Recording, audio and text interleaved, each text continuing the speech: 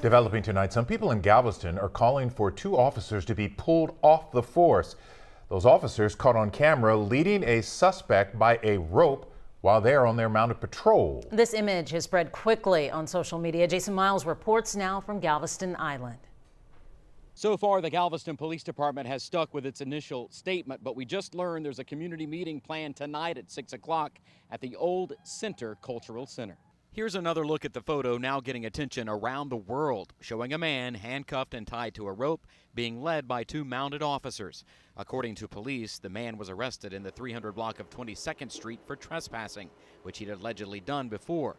Police said there was no ideal transport unit nearby, so the mounted officers walked the man down the street. Police Chief Vernon Hale called it a trained tactic used in certain scenarios, but that the officers used, quote, poor judgment in this case. But there's no way that those police officers shouldn't be dealt with, if for no other reason than to send the message that in Galveston, here, in this place, it is unacceptable to treat someone like that.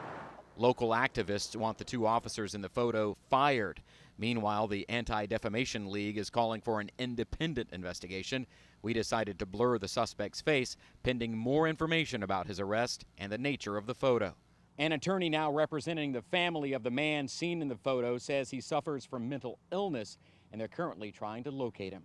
Reporting from Galveston, Jason Miles, KHOU 11 News.